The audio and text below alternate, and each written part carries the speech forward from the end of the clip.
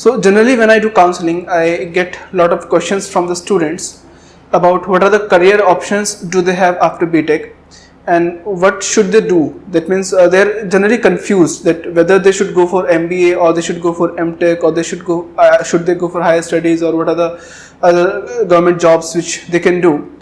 So what I will do is I will try to answer all these questions here. So I'll not take every specific choice, but I'll take all the general choices which the students face and what are the options they will get after choosing these choices. Okay, so I'll try to answer all these questions here. I think this video will be very helpful to you if you have completed your BTech, or you're at a point of time in your career where you are confused about what are the career choices you have, or what should you do at that particular time, right? So I'll try to address everything for every student, whether the student is from mechanical or the student is from electrical or it is from computer science. So I'll try to answer for all the students, and I hope to cover that. I'm planning to cover everything which may be a major point of concern for you. Okay, so let us start here. So after BTech, assume this is the point. After BTech, generally you have four kind of choices. Number one, you may try to have a job, or you may try to decide that you want to go for higher studies. Now, if you want to try for job, then further you have two choices. Number one, either you can choose the private companies, or you can choose to prepare for the government sector, right? Or you can say government organizations, or again you can have a choice to go for public sector undertakings, that is PSUs. Okay, now if you go for higher studies, the major choices which students face is, should they do MTech or ME? Should they do MS from India or abroad? Should they do MBA, right? Or you can also do PhD directly after BTech. Okay, so these are just generic choices. I'm not taking every specific choices which depends on individual to individual. For example, generally some students may try to go for animation, some students may try to go for military and paramilitary forces, defense services, etc., etc.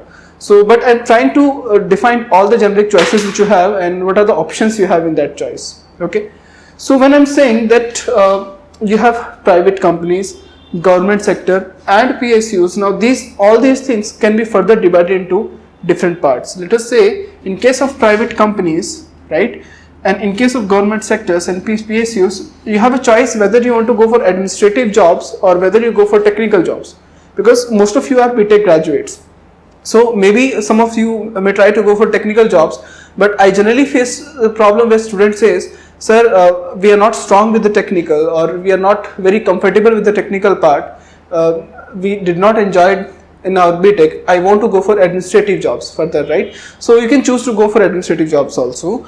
Now, when I'm saying private companies, so I can divide the private companies into three categories. Number one, they can be tier 1 companies, or they can be tier 2 companies, or they can be tier 3 companies, and all these I'm giving for technical jobs. All these things I'm saying for technical jobs, right? So further in government sector also, you may try to go for administrative jobs,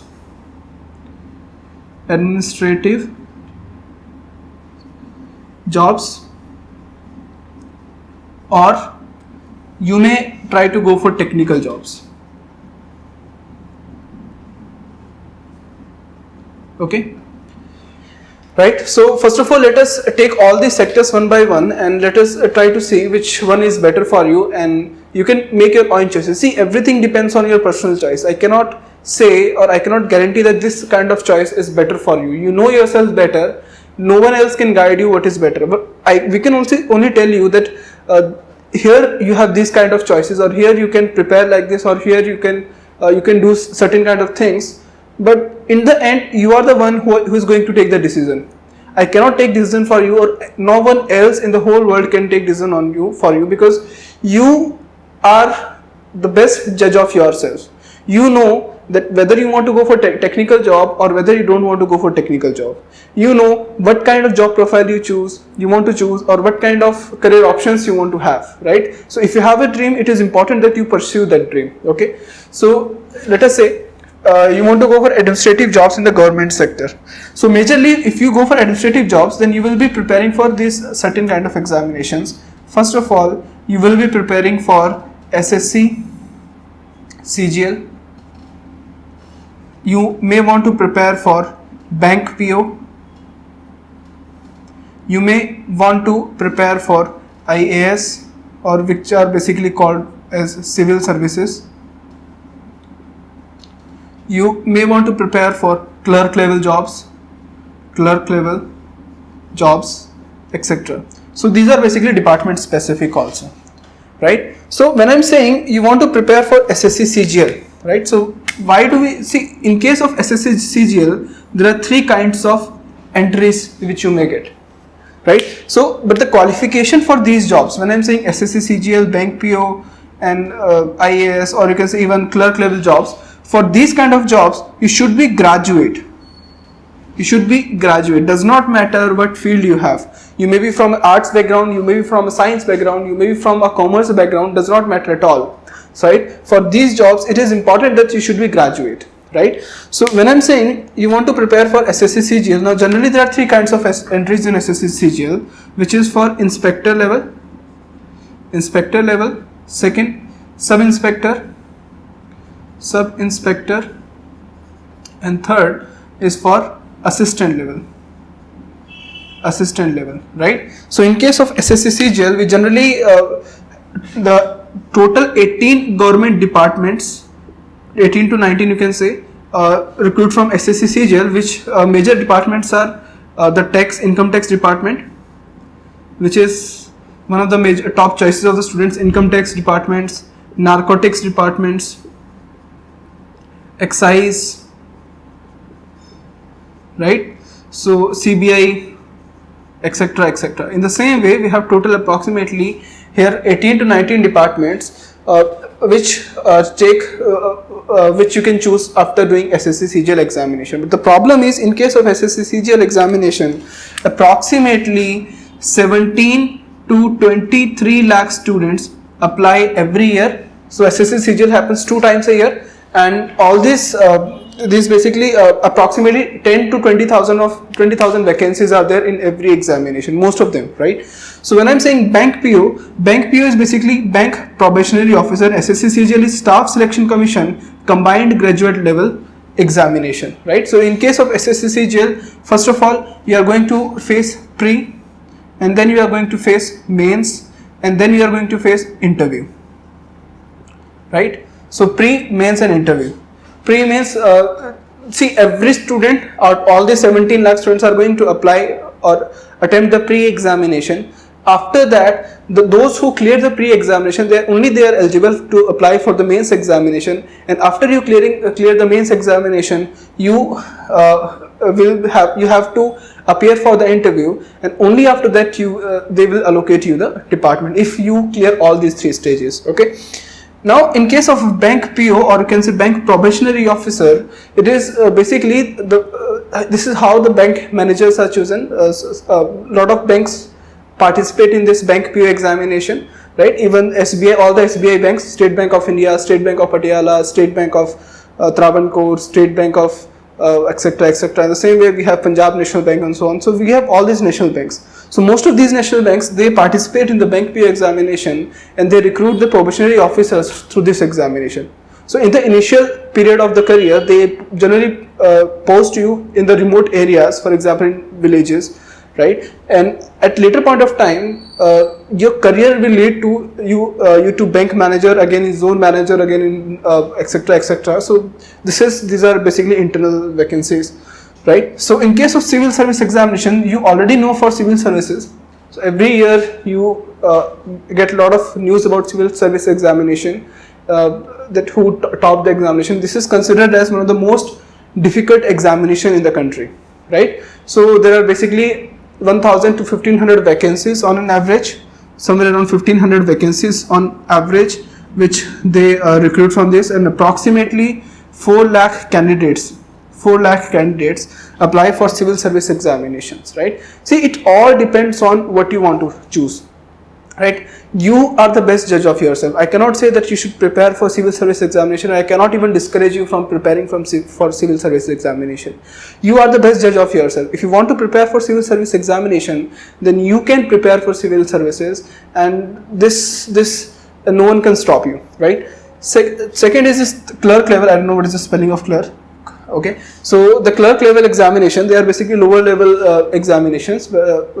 In some organizations, they even allow the 12th pass candidates to apply for clerk level, and somewhere you have to be a graduate to apply for clerk level examination. So these are basically lower level examinations, right? So in case of SSC CGL, when I'm saying inspector level, in case of inspector level, this is not an officer entry but one rank below the officer entry, right? So see, when I'm saying officer entry, that means I'm saying for gazetted officer, right? So there are different kinds of scales or categorization of vacancies in the government department. One is a gazetted officer, Gazetted, gazetted, I think the spelling is right. So gazetted officer means you will be having the power to attest the someone's documents also. Plus you are having more powers and you are having more facilities given by the government to you, and this is basically an officer level entry. There is a categorization that whether you are an officer or you are not an officer. Further below officer rank there are some entries, and further below that also there are categorization. There are different categorizations of that, right? So this is not an officer entry but it is one rank below the officer entry, right? So you can go for this examination also. Now in case of technical jobs, what you will do is you will go for executive engineer, or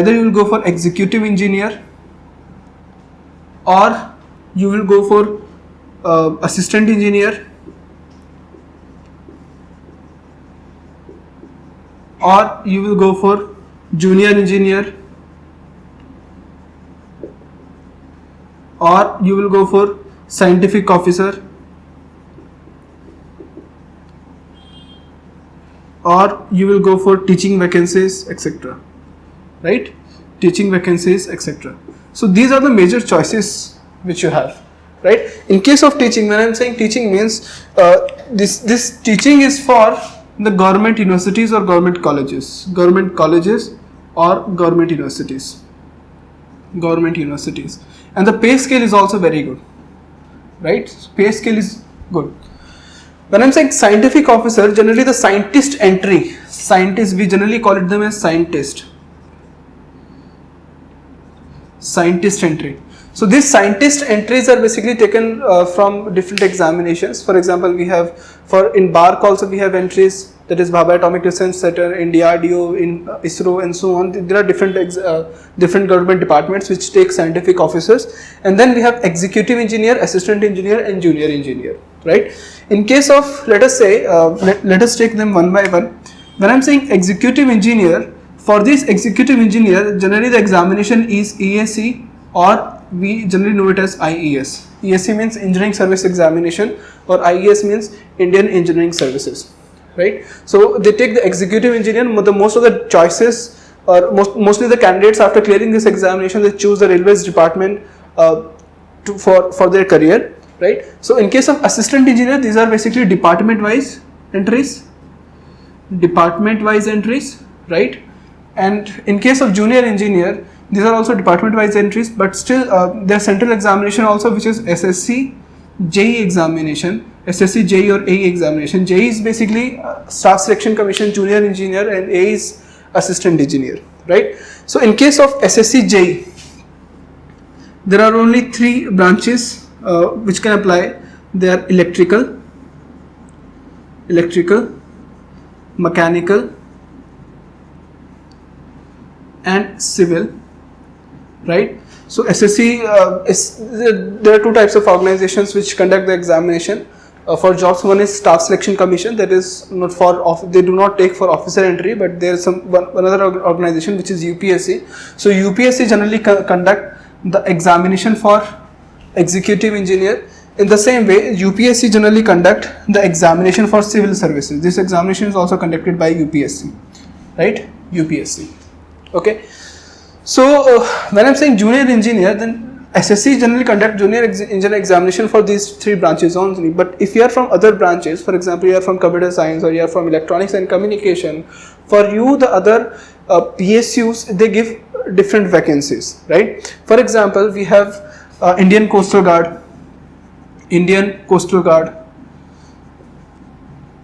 etc., etc. In the same way, we have different departments which conduct entries for junior engineer for electronics and communication. In the same way, we have DMRC. These are the PSUs, right? So DMRC and so on. We'll take all these entries when we discuss for PSUs. But here let us discuss about these things in detail.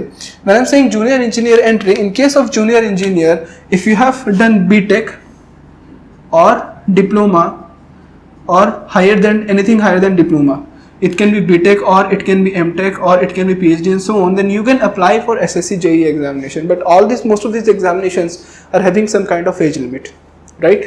So when I'm saying they are having some kind of age limit, that means after you cross that age, you cannot apply for examination. For example, when I'm saying SSC CGL for general category, so I'll discuss the age mostly for general category, but for other categories also, it is important to discuss the category. See, why I'm saying categories, because most of the government departments, they have different vacancies for the different categories, right? So I'm not basically categorizing them on the basis of caste, but I'm saying that it is important to discuss about the categories in this case. Now when I'm saying for SSC CGL examination, for general category, the age limit is around 28 years, right? So after 28 years, you cannot apply for SSC CGL examination.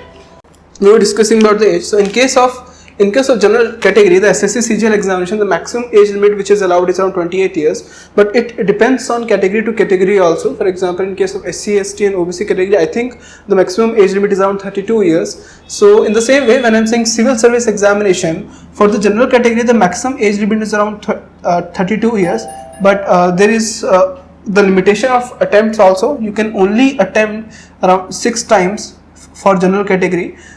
In case of SC, ST and OBC, I think the age limit is around 38 to 40 years here in this case, and they do not have limitations on the number of attempts which you can do here.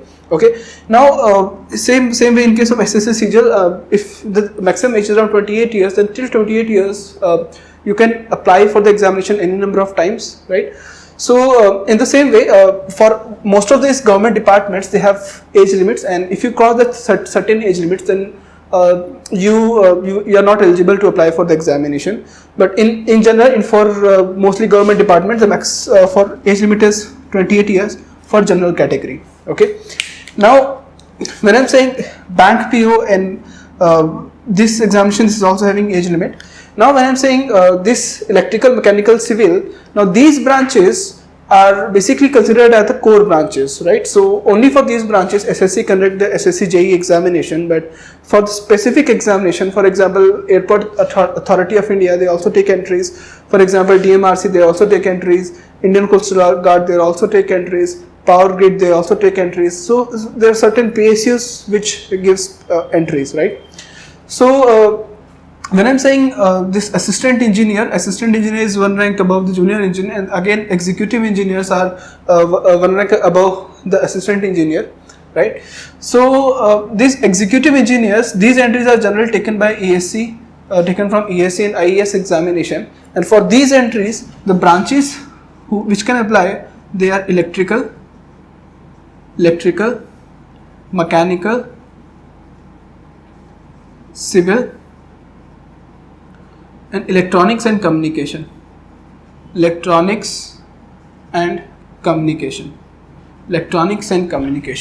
Right? The scientific officer generally is regular is for BARC, that is Bhabha Atomic Research Center, for DRDO, for ISRO, for Indian Standard Organization, etc., etc. So these department mostly take the entries for scientific officers, right? When I'm saying BARC, BARC is Bhabha Atomic Research Center. BARC generally recruit from the GATE examination. In the same way, BARC also conduct its own examination, which is OCES or DCES. Okay, I don't know actually the full form of this examination. Further, for DRDO also recruit from the GATE examination, but it also takes the entries from its own examination, which is CEPTAM, CEPTAM. For CEPTAM, if you have done diploma or you have done BTech, then both of you are allowed. In the same way, ISRO is also conducting its own examination. So most of the government examination, they conduct their own examination. Okay. So if you are in general, when I'm saying if you are preparing for any technical entry in the country, any technical entry, then it is important that you prepare for GATE examination. Okay. In the same way, in the technical entries, I have not included some more entries which are important. For example, we have Bank SO. Bank SO. Bank SO is for specialist officer. Bank PO is for probationary officer. Probationary officer is an administrative job, but SO is an technical job, right? So SO is for mostly for computer science students only, right? In the same way, other departments also take. And again, in case of teaching department, teaching is in the government colleges and government universities. The pay scale is also very good, right? So in the case of when I'm saying the scientific officer, the basic pay, which is pay grade, which is called as is around 5,400. That is a basic pay grade, and in hand salary is somewhere around 57 to 63,000. 57 to 63,000, right? So it all depends on what kind of pay grade they are offering. For junior engineer level, the pay grade is less. For assistant engineer level, the pay grade is more than junior engineer. Again, for executive engineer, the pay grade is more, and so on. In case of teaching departments also, they have different pay grades for different levels. For example, in the case of lecturers, it is important that you should have done MTech or ME or MS or PhD. In case of assistant, we have next is assistant professor, then we have associate professor, then we have professors, right? So for lecturers, it is important that you should have done MTech, right? If you have a fresher, then you will be considered as a lecturer in government colleges or universities. For assistant professor, you should have done MTech plus you should have some experience, which may be 5 or 10 years of experience, or you should have done PhD. For associated, so or you can see assistant professor, it is important to done MTech, right? For associate professor, it is important that you have MTech plus 5 to 7 years of experience, or you should have done PhD plus 3 to 5 years of experience, right? So in case of professors, you should have done PhD plus at around 10 years of experience, right? And the salary scale is very good. Don't consider teaching job as a low paying job, because generally most of the students, they do not go for teaching job because they think or consider that in teaching jobs you will not get good salaries, right? In government department, the salary scale or pay scale is very good for teaching vacancies. For example, for the lecturers, so in general, the salary scale is somewhere around 57 to 63,000 per month in government. For assistant professor, the salary is somewhere around 1 lakh per month. For associate professor, the salary is around 1.2 lakh rupees per month. For professor, the salary is somewhere around 2 lakh rupees per month. Plus, with all these, they get different facilities, like facilities of government quarters and other things, etc., etc., right? So this is a government pay scale, right? So for professors, the basic pay is somewhere around 10,000, and this is one of the big entries, which you can say, or you can say very high level entries. So generally the directors of different institutions, they are also having the same kind of pay grade. So do not consider at all that teaching is not a good paying job. So generally when I'm saying teaching is not a good paying job, even in the private departments also, you get a very good amount of fee or very good amount of salaries from the different institutions. We'll discuss about this in some point of time. So I'll tell you what are the options which you have. Even if you want to go for teaching jobs, then what kind of teaching jobs you may choose or you can choose and what kind of salaries you can expect from these different from these teaching jobs. Okay, don't worry, I'll cover everything. So it may take a lot of time. I think if I cover everything in some videos, maybe it will take 4 to 5 hours, but I will try to cover everything, don't worry. Okay, so maybe see, I have a lot of things to give you, I have a lot of things in mind, so maybe I'm not able to present them well, but I will try to present them as the best I can. Okay, so I think this point is clear. Okay, now when I'm saying PSU jobs, PSUs are basically, these are called as public sector undertaking, public sector undertakings, public sector undertakings. Okay, so I think I have a very small space here, but let me see what is the maximum amount of things I can cover in the same board, but I'll try to write small, right? So we'll see, don't worry, I'll repeat everything. So this is public sector undertakings. In case of public sector undertakings, these are basically, you have somewhere around 51% government partnership plus 49% private company partnerships. Okay, public sector undertakings are basically, this is a combination of the public and private partnership. That some public organization and the government organization, they come together and they provide services, right? For example, there are different PSUs which are GAIL, ONGC, IOCL, these are, or you can say Power Grid. There are so many different PSUs. Approximately there are 254 PSUs in India, which can be categorized into different categories. Like we have Maharatna PSU, we have Navratna PSU, we have Mini Ratna PSU. In the same way, these PSUs can be further categorized, which we will see what are that, what are those things. Okay, so these are public sector undertakings where mostly we have 51% of the government partnership and 49% of the government partnership. In some cases, you can find out that there are it is 51% private partnership and 49% government partnership.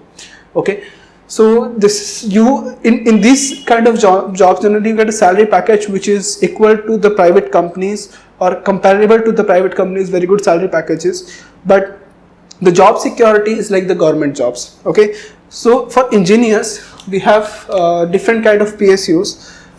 I should write them here. The PSUs, there are two types. Number one is the central government PSUs, or you can say central PSUs.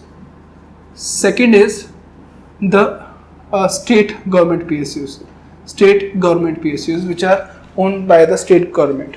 Okay, in case of central government PSUs or state government PSUs, these PSUs are further categorized into three categories. Number one is the Maharatna PSU. Number two is the Navratna PSU. Number three are the Mini Ratna PSUs, which are basically, we have two categories. One is the category 1 PSUs, or you can say the category 2 PSUs, right? So approximately there are 254 PSUs. Out of these 254 PSUs, approximately 103 PSUs recruited through GATE examination, directly or indirectly. Okay, I'm talking about the technical entries, right? Maharatna PSUs, there are approximately 6 to 8 Maharatna PSUs. I think there are 6. For Navratna PSU, there are 11 to 12 PSUs. For Mini Ratna, there are further again 36 PSUs and so on. So these all are central PSUs. Okay, so Maharatna PSUs are basically, here the salary package is also high. That there's a categorization how these PSUs are chosen.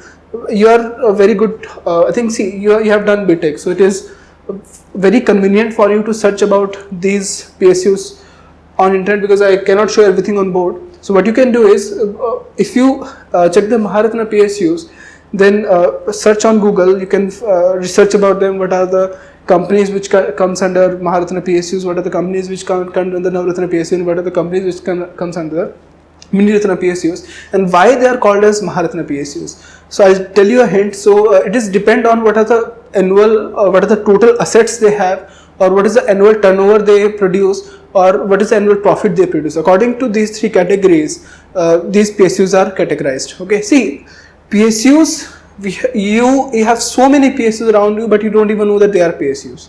For example, you must have heard of DMRC, that is Delhi Metro Rail Corporation. So DMRC is a PSU.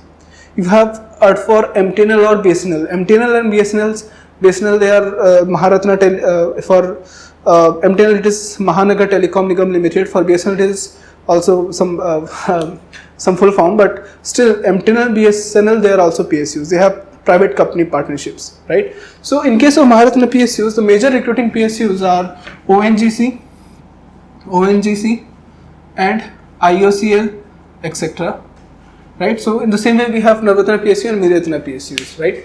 So generally I will discuss about these entries in some time, don't worry. So how they take the entries and what are the salary basic pay, what are the pay scales they offer. But generally let me just tell you, in case of ONGC is offering a salary package of 13.95 lakhs per annum. Same way IOCL is offering a salary package of 13.95 lakhs per annum. We have Power Grid also offering the same kind of package, right? So in case of MTNL and BSNL, there comes another category of PSUs, and this year they have they have released new entries which are TTA and JTO. TTA is Technical Telecom Assistant and JTO is Junior Telecom Officer. Now this TTA and JTO examination, this examination is happening after a long time. From the the last examination was conducted I think in 2007. So these vacancies came after around a wait of 8 to 9 years. Okay, so they are not regular with these vacancies, but the vacancies comes under the in a bulk. For example, in case of TTO, they have declared that they are going to recruit 2,700 candidates. Okay, in case of TT, this Technical Telecom Assistant, you can search about it. It is TTA, Technical Telecom Assistant. So the examination for TTA is on 25th of September this year. Forms are already out. I think the last date of filling the forms is near, but you can check it. I don't know it. So, but still, the next vacancy is JTO, that is Junior Telecom Officer.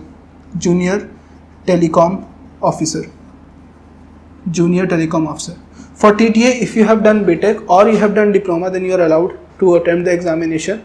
So the different branches which you can apply for these two is electrical. Let me write it down. These are electrical, electronics and communication, instrumentation, computer science, IT, and so on. I think there are 5 to 6 branches only. We have one is radiology also, radio, etc., radio engineering. So you can check these branches, and only these branches can apply for this examination, TTA and JTO. In TTA, approximately 2,700 vacancies are there. Okay, so in the same way, ONGC and IOCL, when they are offering a salary package of 13.95 lakhs per annum, this 13.95 lakhs per annum is basically the CTC. So when I am saying CTC means this is cost to company, right? So when any company, whether it is a public company or private company, if someone is offering you a CTC, that means this cost is to company is what you cost to them. So it includes your mobile phone bill, it includes your traveling, it includes your, if they are going to give you a apartment or some house or rent or something. So it includes everything. In hand salary somewhere around, one of my friend is working in IOCL, right? So he's getting in hand somewhere around 50 or 60,000. But when they are saying that the salary is around 3.95 lakhs per annum, it includes everything, right? So don't be fooled by saying that, sir, you will get a salary of around 1 lakh rupees per month. So it is not the salary. You will get somewhere around 50 to 60,000 rupees per month. Okay, it's not per annum. Maybe I've said something wrong. Okay. Now we'll discuss about all these things, and then let us discuss about what are the options for higher studies. Higher studies is MTech, MS, MBA and PhD. What is the difference between MTech and ME? What is the difference between MS? What is the difference between MBA and PhD? It is important to discuss if you want to go for higher studies, right? And why you should choose MTech, MS or MBA. It is also important to understand. And second things which we still need to discuss is what are the tier 1, tier 2 or tier 3 companies, and how we can get entries in these kind of companies. Okay, so I'll do one thing, I'll rub the complete board and I will start again from let us say MTech, MSN, MBA and PhD, and then in last we'll discuss about the private companies. Okay, so if you want to write it down, please write it down, and pause the video, please write it down, and then we'll continue with the higher studies options also. Okay, see, what I will do is I will take each and everything in detail. I will take administrative jobs in detail, I will take SSC JE for example, I will take GATE, I will take ESC, I will take all these examinations in detail, and I will try to discuss what is the age criteria or they have, what is the percentage criteria they have, or what examinations they offer, and when they release a form for that particular examination, how you can prepare for this examination, or what are the subjects you will face for this examination. Okay, so please write it down.